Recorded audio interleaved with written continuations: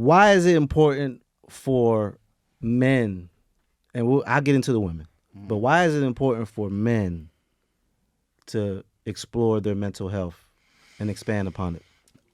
I feel like it's important for men to explore their mental health just because we don't do that. You know what I'm saying? Like, we don't even check Why? Why? It's because at the end of the day, like, we have to be so much for so many people. You know what I'm saying? Like, we as men, normally we the head of the household. Normally we are leaders in the workspace. So if we don't take care of our mental space, then it trickles down to so many other people.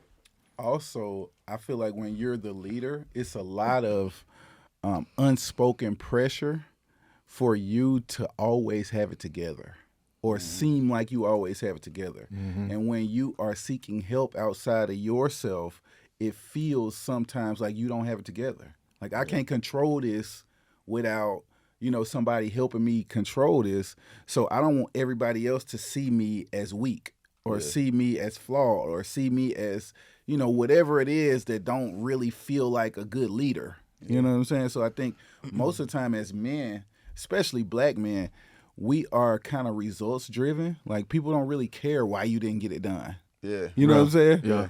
It's just either you got that shit done or you didn't get that shit done. You know what I'm saying? If you didn't get it done, we gonna find somebody else who gonna get it done. Yeah. And to your point, I feel like that we just live in a no excuse society as men. You know what I mean? Like, we can't really say, I made a mistake and it's cool. You know what I mean? It's always consequences attached to those mistakes. So the better headspace we in, the more intentional we are about our mental, the better we can lead.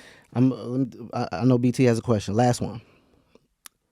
I see other ethnicities put mental health very important in their framework of who they are. How come there's a lack of that at the African American community? I got a couple. From what I see. Right. Correct me if I'm wrong. I can tell you. right. No, you're completely right. As a matter of fact, I go to like a snooty gym a little bit, and the white guys will sit up and brag about what their therapist recommended that they do. You know what I'm saying? It's like a status thing for them. But I think in our community, for one thing, it's generational curses. I think that most of the stuff that the other cultures do, like cater to their men, we don't do it. You know what I'm saying? Like, pay attention to your mental health. We don't do it. I think a lot of the things that we don't do was kind of given to us as a weakness, right? Or kind of like painted in a situation where because I don't do these things, it makes me look stronger. But in reality, it's actually a sign of weakness to me. I feel like it's steps to it. I feel like we getting there. You know what I mean? I feel like This is the most I've seen mental health being spoken about ever. It's cool now. Like, it's one of those things that's a hot button topic, but I don't feel like we're using it right yet.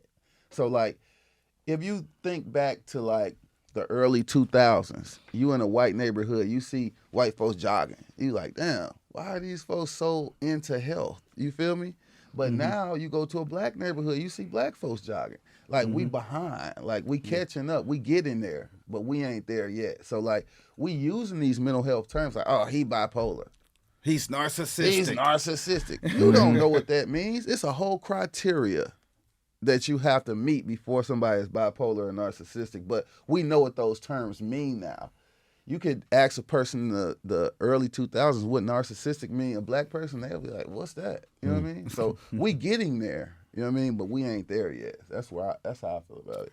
It's kind of like it's slow motion, but it's motion, right? Exactly. You know, and you touched on a really good subject, because I noticed the same thing, right? Like, in my neighborhood, I would get up every morning and I would see, like, you know, my white neighbors, everybody's jogging, everybody's working out, and I'm over here like, why we don't do this? Yeah. You know what I mean? They, like, you go to the grocery store, they reading what's the ingredients in it, and it's like, I feel like all that mental health is a part of health in general. You know what I mean? Because it took me a while to start going to a therapist to understand that I said, man, I need help on the things that I was traumatized in my childhood to understand that that's really who you become, right? Like we really who we are today based on the things that we went through as a kid, because I would do certain things and I'm like, I'm an adult. Why am I keep doing this? And then, I go talk to a specialist and they say, well, how was your childhood? Yeah. What are some things that, like some behaviors that you seen in your childhood that make you act this certain type of way? So that's why I feel like a lot of times we're like, it's sucked to say, but like a lot of black men don't know how to resolve issues in a healthier way. Conflict resolution is always the Conflict issue that we deal with resolution. in our community with the beef and the streets and all that stuff. And like that. and I never understood that until I went to a therapist, and the therapist like, well, how did you see situations get handled when you was a kid? Well, I seen violence. Yeah. So you're going to see a specialist. What about the millions of people that are going through these things that didn't go see a specialist? Bro, you said something super powerful. Like, it's trauma that we live through as kids, And we don't fix it. Normalize that shit. Normalize like, we it. think it's normal. We think we supposed to be going through this. Like, And it's cool to go through this. Yeah, No, it's cool. not. It's street cred. It's At the end of the It's day, not. man, it's so many things that's traumatic that we don't really give any credit to. Like, any separation in parenting is trauma.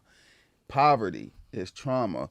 Poverty is definitely trauma. Any loss of a loved one is trauma. You know what I mean? Sure. Like, we normalize that shit. Like, oh yeah, my daddy died last week. You know what I mean? I'm Like, that's gonna normal. be all right. Yeah, Yeah, I'll be Nah. all right. Yeah, I'm cool. We need to talk that out. Definitely. That's not something that just goes away. You know?